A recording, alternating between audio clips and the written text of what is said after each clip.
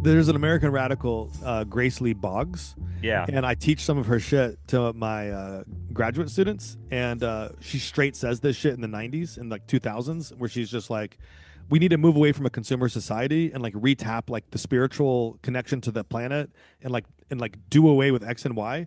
And these are like, I'm teaching like students that are, I think, more radical than I am. You know what I mean? Like they're true radicals, and they're like, what the fuck's she talking about? Yeah. So like every class I teach that, Dude, they don't even understand what she's saying. I'm like, well, what about the spiritual dimension as a rejoinder to consumerism? And it's like mouths open.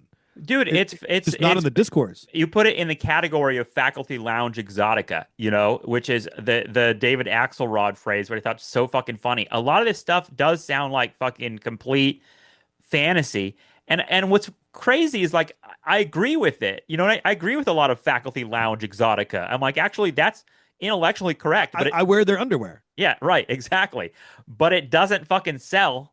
Like it just doesn't. And you're right, because I had NYU students in that prison abolition class. It was a class about like prison abolition. And like we got to the point where we were talking about like, well, what would happen if like a woman is like raped? Does her assailant like meet any kind of justice whatsoever? Does that person not go to jail or prison? And like that was the limit for them. Like those students who were like abolitionist students were like, no, that guy should fucking fry an electric chair. And you're like, okay, like I don't disagree, but I That kind would of actually get votes. right, exactly.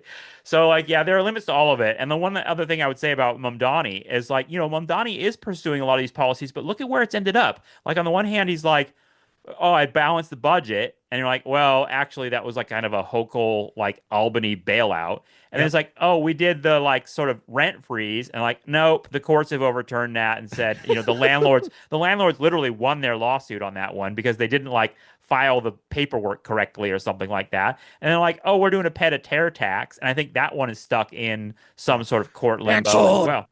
Right, exactly. So like even the like guy that's got the juice, the Mamdani, the like hot memeable or a mayor of New York City, who's a DSA guy, is not really able to deliver on a lot of the stuff he's promised, even though he's still really popular. It's too bad that RBG got COVID, right?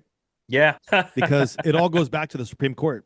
It all yeah, goes back there. You can enact all these people can get elected, and that's the coming dilemma. All these yeah. people are going to get elected. All these things are going to get through, and they're look at California, lawsuit after lawsuit after lawsuit, and it's all going to go back to like Brett Kavanaugh. Yeah. Well, I fear that stuff makes people very cynical. I mean, it's very much like Obama, right? Like Obama didn't deliver to people in the way that they expected it. And by the end, there was a sort of significant backlash, even from people like us who were sort of initially excited about the project.